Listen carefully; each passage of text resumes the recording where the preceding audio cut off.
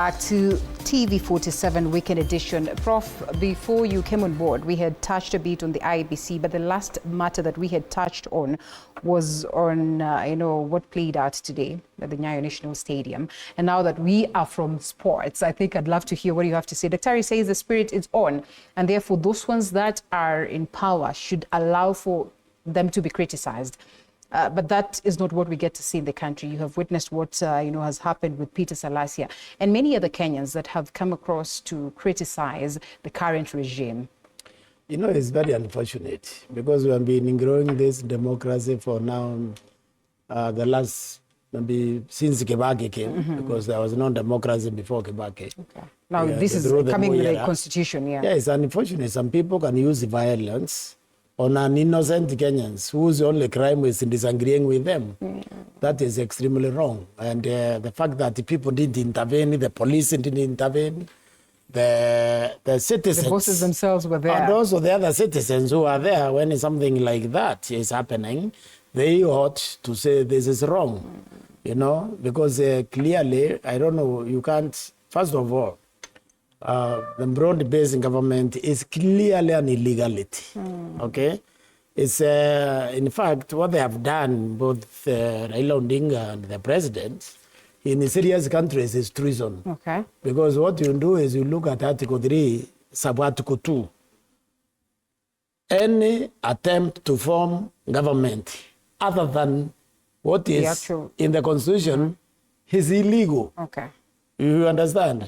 So these people needed to enter into a formal coalition. But why do we allow for it to swim after all? No, it's us now as a people, because we need to object to illegality. Okay. We need to object, and we are not objecting. We are going back to the bad situations we used to be, where we are not adhering to the rule of law. We are not living the Constitution.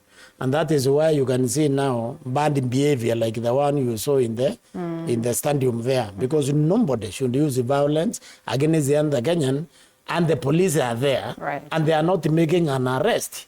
So what are they trying to say? They are trying to create anarchy. They are trying to say that if you are going to some places, maybe you arm yourself, or you go with other people to defend you. Once we do that, we are causing anarchy. And it's dangerous for everybody. Dr. says that we have a spirit that is strong enough that can go beyond all this, forms of anarchy that would come across, or all these forms of negativity and veering off. I mean, based on what you say that, yes, the broad-based government is an illegality. Do you suppose that the spirit that Dr. speaks of, talk of the Gen Z spirit, the one that he has, he speaks of Sifuna and many other leaders, young leaders that we have seen coming out to castigate or criticize the current regime based on their style of leadership. Do you suppose that we have a spirit that is strong enough to get us back on track? That spirit is strong. I agree with the Dr. 100%. The Kimathi spirit, the Mwariama spirit, the JM spirit, that spirit of resisting evil is strong, and they cannot be wished away. And that's why you saw the Gen Zs. That's why you are seeing Kina Sifuna. That's why you are seeing Kenyans standing and saying very strongly that this country is a democracy and is a country under rule of law, not a dictatorship. And therefore, we are not accepting what is happening. That spirit is guiding us, and it will continue guiding until it delivers the country. You see, building a democracy is a process. There is ups and downs like is happening now. But Kenya has always triumphed. That spirit has always won, and it will win again. Okay. Dr. that the broad-based government has swung to action. And today we see new appointments. Today we see new slots actually, brought on board for purposes of what Kenyans or other Kenyans would say, accommodating, the broad-based government. What do you make of everything that is happening with the new appointments, with the PSs that we have seen, with the reappointing, those ones that had been set aside for a moment? First, it's a game of musical chairs. We have seen it again and again. From the very outset, I think President William Ruto wanted to appoint an inefficient cabinet. It was a very weak cabinet. And he admitted himself within the first few months when addressing the same cabinet at State House. He told them that they were not working. He told them that he knew and understood their ministries and the functions better than they did. He understood what was going on better than they did. And of course, they thought that they were on some kind of picnic. You saw the kind of ostentation and conspicuous consumption and splurging of public resources, Sky team, airborne Sky teams and the like. And he got rid of them. He brought in others. Some of them did not even last. I think the lady who came to ICT, she probably stayed for about 3 months or so. And she was gone. Somebody else came in. And that has carried on. We have seen now the PSS have been shunted and demoted, made some of them deputy consuls, not even high commissioners or ambassadors. And it's a game of musical chairs. In the coming days, we expect that possibly that's going to happen at cabinet level itself. We're going to see a lot of that happening in the semi-autonomous government agencies. And in all, these people are not being put there because they are competent. They're being put there as some kind of reward and horse trading. And as Professor correctly says, if His Excellency Dr. William Ruto, President of the Republic of Kenya, and the Honorable Mr. Odinga, leader of ODM, if they want to form a coalition government, the instruments of law are there. Right. They can get into a formal agreement in line with the Constitution and in line with the Political Parties Act 2011, amended 2022, and get into a coalition and then have a government that is lawfully constituted. You cannot be appointing people to government as Mr. Odinga, signing a memorandum as Mr. Odinga with the president, and then you are also telling us that this agreement, this memorandum, does not constitute a coalition forming instrument. I think that is patently wrong. Then we also see some formal government forums, some of them including foreign visitors to the country, very high level. And we are seeing Mr. Odinga hobnobbing with Mr. Ruto in that forum. This is unacceptable. And such things must be criticized. And we are not going to allow, Linda, that as commentators and as Kenyans, we are not going to allow that somebody gives us the freedom and space to criticize them. Willy-nilly, we will criticize. All right. And while it is a prerogative of the president to, adjust his cabinet, he seemingly appears to have done this, in such short time. He has, I don't know how many reshuffles, dissolving and everything. How does it help the government function? Actually, it doesn't. It just is an indication of disorganization and a fundamental one. Because when you're forming government, you are supposed to have figured out an entire 5 years in your mind. So you place people competently in areas where they can actually assess the country. So the need to change does not arise when you are doing a good job. So there's an indication that there is a fundamental weakness in the manager, making decisions. But what is even worse is our current setup, our law as it is right now. We're in a presidential system.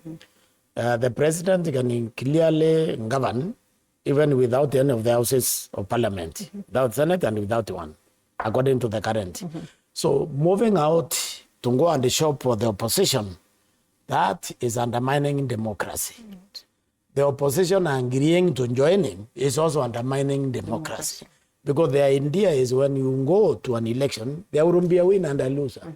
You are supposed to accept the outcome of a democratic process. So are we jinxed to go to that direction? Because this is not the first time it's happening to us. Well, the reason is because we believe in nothing. Okay. You see, if you look at these handshakes, they are like, we have no reason to go to an election. Because you go to an election, you join Moi. You go to an election, you join Kibaki. You go to an election, you join Uhuru. And now you join, why did you even go to one? You went there to do what? Because what took you to an election is because you have an agenda for Kenya. You couldn't get that agenda, and Moi, you are never to get it, and Uhuru. So this is a clear indication of self-seekers. Okay. People who are absolutely have no interest with Kenya. They have an interest, they are pursuing a personal agenda, because a personal agenda can fit within anyone. So that is what is happening. I struggle to understand why we allow for this then to happen. And when you're talking about join Ruto, join Moi, I like join the Uhuru, fact that we're talking about one individual. I like that you are saying you struggle because we have supported Raila for the longest, 2013, 2017. Because I actually believed that Raila believes in Kenya. Okay. And I could not read the signs. So I can't blame any Kenyan who have been supporting him. Yes. Because I couldn't see about Moi. I didn't see the Moi. Yeah. I didn't see the Kibaki was a mistake. But now it just occurs to me, actually, that Raila has been taking the country for a ride. He has never wanted to be president. Okay. Because in 2007, if he really wanted to be president, he would have told Kibaki, you become prime minister, I become president. Kibaki Then would he have says agreed. Raila. Kibaki would have agreed. Do you understand? But he quickly agreed to play second fiddle because psychologically he is afraid of the seat. Okay. He may not even know it, but he's scared of it. 2017, he had defeated Uhuru, I believe, with nearly 2 million votes. Okay. And then after the nullification, the minor ruling came that the finality of the polling station was now anchored in law, which it is actually in Article 86 of the Constitution. But it was now reinforced. Now, I think a lot of people saying that now we will post agents in every polling station. I think Raila realizes he's going to win the election and boycotted it. So it's not just the Kenyans who have been in them. Personally, I'm one of those who unfortunately I believe Raila is the savior for Kenya and I've supported him all this, including last 2022. 2-1 to you, eh? So it's not just the other Kenyans. All right. It's everybody. But now, I think everybody macho imefunguka sasa. Okay. Sasa I think it will be very difficult. Should we say that macho haijafunguka late ama macho imefunguka late? No, it's okay. Imefunguka in good time. In good time. Because Kenya still has life ahead. All right. Yeah. Still on those appointments, kidogo too, like you rightfully say, we are struggling with getting women on board. I think before we came on board, we were talking about Namibia and the fact that they have picked a female president. And Dr. here was trying to walk us, through the cabinet there. Even in the latest appointments, we do not see President William Ruto managing to capture, that female element, the 2/3 as enshrined in the Constitution, that out of 14 new appointments, only 5 are women. And you talk about the Namibian cabinet. Why, fully constituted with so many women therein, yeah? You will be giving us the numbers. Does this speak to a possibility of a Namibia that is going to grow bigger and better because of this kind of composition? I think we have seen that spaces that are led by women, by and large, tend to be better governed. And we're coming to Meru County. Yeah, except Meru, where they don't like women in leadership. And we know that Kawira Mwangaza is not the first one. We remember that there was Anorita Karemi Njeru, who was MP for Meru Central in the 1970s, and they zoomed in on her And like angry bees, worse than they have done with Mwangaza. In fact, Mwangaza survived for a longer a woman with 9 lives time, in a way. Yes. You can see that President Nandi Netumbo of Namibia, having been elected as only the second woman elected president of the continent of Africa in about 70 years of independence. She's put together a very professional, seasoned cabinet, herself included. I think there are 19, and out of the 19, only 9 are men. The rest are women. This is going to be a good litmus test for the continent. Of course, we are familiar with the fact that most of the African people of Namibia wallow in poverty, and that there is structural, you could call it structural violence or structural imbalance that dates back to the colonial days. Yeah. We know that Namibia, when it was called Southwest Africa, first went to the Germans. Then, of course, when Germany was defeated in World War I, in fact, even just before they were defeated in World War I, around 1915, it passed on to South Africa. The apartheid regime took root there, such that about 99%, 9% of the land belongs to 1.8% of the population, which is white. And so there's a serious challenge there. Yeah. The president and her cabinet have a serious challenge. President Sam Nujoma, who passed on, I think it was last year? Yes. Last year. He tried, but challenges the second president the same. And here you are. But I think it's a good effort. Let's see how well it works. Ellen Johnson Sirleaf did her best in Liberia. It was a country that was coming out of war. And I think she acquitted herself quite handsomely. And of course, Mama Samia Suluhu, though not elected, yes, is equally doing a good job. Doing equally a good job. And I think Joyce Banda also attempted to do a good job in Malawi. All right. So let's have more women. Unfortunately, in some places like Meru County, and not just Meru, even the Luya people from among whom I'm born, they also don't elect women at all. Women at all. I conversation. think we have elected women perhaps twice. We elected Dr. Julia Jambo, and we elected Professor Mango. And that's about all. We never. At least the people of Meru elect. But we lawyers, we allow the women we elect to serve their term. I think they do not. You think they did? Disaster.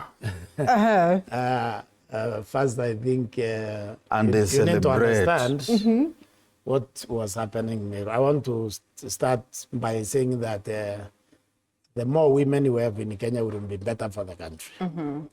Because women are more loyal than men to the country, really. Even the friendship of women is less self-serving than that of men. So when we talk about patriotism, you can expect women will be more patriotic to the country. Because we remember all this corruption. The Ngururenberg, for example, it was Jacinta Mwatela who refused what the men were doing, and they told us. So women have been better than men historically. In the Bible, Jesus and 12 disciples men, and the 3 women in his life. When he was in trouble, the men ran away. Okay, only the women who are left in the game. In fact, they are the ones even discovered that he had resurrected. So if the country has more women, even this corruption will be less. Now, in the Meru, what you said is Meru doesn't dislike women. It's not exactly true. They are not even. They are not even We have Meru. women. They are not even Meru until they are we married. have women sub-chiefs. We have women sub-chiefs. Okay. We have women priests in the Methodist Church, which is basically more Meru, kind of. Yeah. So Kawira was managerially challenged. I supported her during that election myself. Okay. The only professional actually whoever supported her. But she was very combative. Okay. She wanted, you see, sometimes there are wars you need not to fight. Yeah. But she was fighting all of them. So I think you can judge Meru by Kawira. Okay. And Anorita, You Karim need to Njeru. find even that one. Me, I don't know that one. I was very young. But the Kawira. At least you should have read history. The Kawira, I know you can't judge. I think Kawira was managerially challenged. Right. There's a lot of women with the responsibilities in Meru.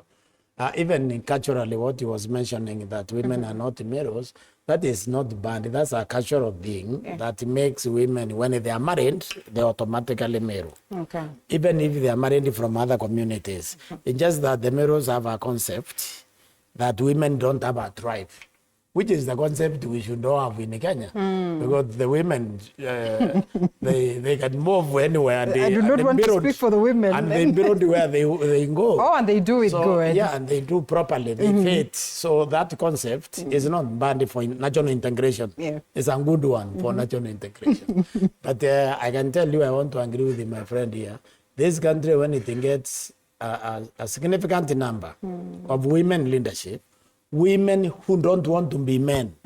Because the problem is when women want to be men, they become worse than men. Okay. You see? So you need women who want to be women, because you look at Finland, the country is doing well. New Zealand, the country is actually ended by women. But those women, they remain women. They remain nurturing. They remain loving. But once a woman decides to make herself a man, she will mess up society. Are you saying that that is what she decided? Is it done and dusted for her? I think it is. I mean, I don't see how she can Overturn. get back. Of course, she can run in next election, Right. if the case. And I mean, she still has court levels to No, as exhaust long as well. the case is in court. Yes. Article 193, sub-article 3, says that you have to exhaust all appeals and reviews. Okay. So she's still innocent. Okay. And as long as the case is pending, she can even offer herself for the next election. Interesting. But I don't know. I can't judge how the Meros will vote. She will beat the men again. Again. Because remember, that, is not about that beating the the men. people who have impeached her and who have been celebrating, and you saw those celebratory jamborees, they were men, male chauvinists, and it was very embarrassing, Professor, that people, women from the Senate, from Parliament, the entire assembly, professionals, men, Against one woman. Yeah. It's extremely... You know, there's a principle in governance that you cannot go over. You need to understand the people under you. Okay? Kawira did not understand the Meros. Right. I think the last thing you want to do with the Meros is to pick a fight, because they will not stop. Okay. They have to they go for the other thing people are not Kawira understanding. did not pick a fight. Oh, she did. Kawira was elected by the people. In August Okay. 2020. She was impeached 3 months later. Almost immediately. months later. And I can tell you why. What the people need to understand about Meru, if this country, this Kenya, was occupied by Meros only, Hey, that would they be would dangerous. have impeached William 20 times. Is he that bad? No, they don't tolerate. They They- don't know how to tolerate missteps. No, they can't.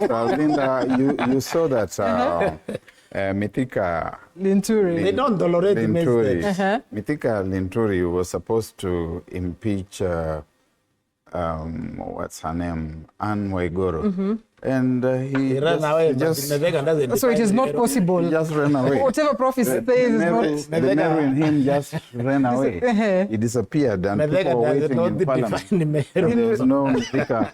Medega doesn't define Meru. Let me ask, where does Justin Biden Muturi come from? Embu. Embu. So Embu is part of the mountain. It's a part of The president is mountains. supposed to visit the mountain, but why is it that the president is finding it very difficult to crack his whip on Justin Biden Muturi? Or could it be that he has fears of purging of the mountain? I think I understand the corner the president is. When I look at it, it's not that if he has the mountain. First of all, I think the president will be very welcome with the mountain. Is it? Yes. Okay. In fact, I don't even think you will hear them saying Ruto must go. Those You need to know fellows, that the former deputy president had a meeting this It is evening. not in their So character. why then are you It is saying just the a Meru would minute. impeach It him? is not in their character to know, for you to know how they think. Okay. Oh, I see. So the president will have a fantastic time over there. Okay. When he Thinking goes. that all is well. Thinking all is well, because Okay. they want you to know This how is our they are plan. thinking. And they also know that the election will come and they will have their say. Okay. So they are not going to do that. But I think the reason why the president may be having problems in dealing with Muturi, it may be something outside Kenya. You know, we won a seat at the Human Rights Council in Geneva. I don't think that person was seated. Okay. And I think there is a problem with those guys because these young people, they are so brilliant. They have been informing everybody what we are doing here. Now, if Muturi comes and tells the country that, wait a minute, this abduction thing, we need a solution. And then you fire him. Then you have confirmed that. That indeed you are part and parcel of this gimmick Yes. that is playing on. I think that could very well be where the president is having. That's what I think. I don't think he's fearing them to do what? What can they do to him? I mean, if the president can fire everybody today, nobody's going to do anything. Yeah. The power the president has is huge. It's very big. In terms of dealing with his cabinet, because he's given that power by the constitution. He hires and he also fires. So he can do it. I think there has to be something else outside here that is now making him slow down.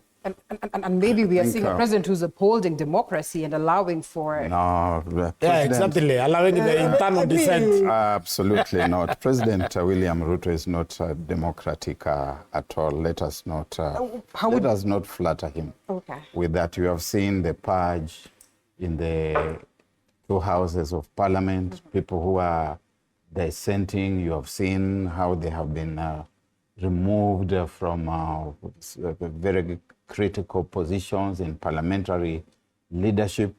You have seen parliament itself being whipped from State House. So let's not talk about democracy. Let's not flatter him.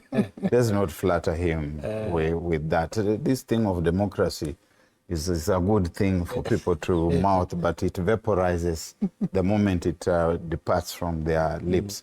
I think Professor was on the right path when he says there's something outside, something that President Ruto knows, and something that JBN Turi also knows. That's what I think. And JBN Muturi has been Attorney General of this country, and therefore he would know a lot of things that other people do not know.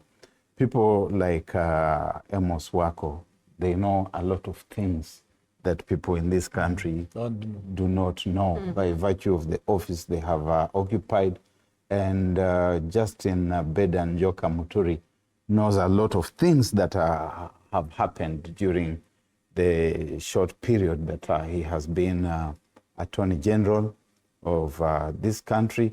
And so Muturi is essentially a bullet that is lodged in a delicate place in Dr. William Ruto's body. It's very poetic. And he's wondering, do I risk removing it? And if I remove it, will I survive? So let me just live with this bullet in my body. And, the way JBN Muturi swaggers around and throws his weight around, it's like he's daring him. He's basically telling him, do your worst. Because unajua tu ile. Unajua. But also Muturi is also betting on some. You see that place now is very hostile. The whole region, the whole mountain. I told him very long time ago, the mountain will be the first to leave the UNDA government. Okay. Followed by Mbukusu land. Because these people, like, they go together since the Mloti Party came. They are always on one side. Right. When they are with William, they are there together. When they are outside together. So I told them they will leave. These fellows left the first 5 months of this government. Okay.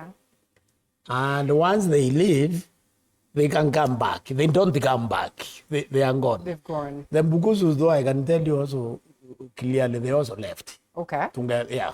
Also, The probably Luya. Why are you saying the... Oh, it's the Luya, not the The Mbukusu. Luya. Yes, yeah, I think the Luya also left. Okay. So he knows, Muturi knows that. And he knows that Gachagua was nothing until he was impeached. Okay. Because when the people left, they left both Ruto and Gachagua. Now Gachagua is following them. Okay. It's following the people. He's following the Okay. people. So Muturi knows that too. So him being fired will be very good for him. Okay. Now he can seek any seat he wants. Because now he has washed he has cleansed himself Okay. being on that side. Okay. So the mountain, the way they think is very interesting. Okay. They don't have a leader. They never hand one. All right. They never follow a person. And it's like they communicate, I don't know how. So they move in one direction, all of them. Okay. Leaders follow them. All right, interesting. And I don't know what Kenyans then would say if Justin Muturi But would say also, that he's to be fair, from also the cabinet Luyas meetings. also don't have a leader. The leaders also follow them. Yes, and as we come to a and I close. think Musalia Mudavadi and Moses Wetangula might fail to catch up with us. With the Luyas. Yeah? Watapata, the Because train left we the left. station We long left time ago. long ago. Gentlemen, I hope I can invite you here someday so that we can talk about the politics of tribe, ethnicity, and regions as we would want to, because then it's also very important. But as we come to a close, what do you make of the anticipated visit by the president, who has called leaders from the mountain to speak to them, to just get to know whether the ground is safe, and the former deputy president as well has called his allies, in preparation for the very same visit? You see, it's going to be a litmus test, really. For President William Ruto is going to try to find out whether he can still retain or get back, redeem the following that he has had within the mountain. The dynamics also change. They are not just going to remain the traditional dynamics that Professor is talking about.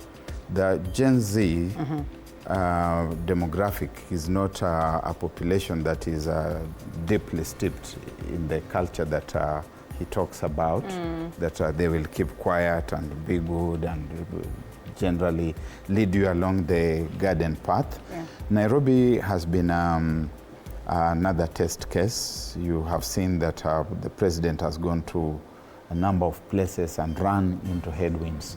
And without a doubt, some of those headwinds are there. Okay. Intel from the briefing with the MPs indicates very clearly that they suggested to His Excellency the President that he probably should wait a bit, because the ground is not very happy with him.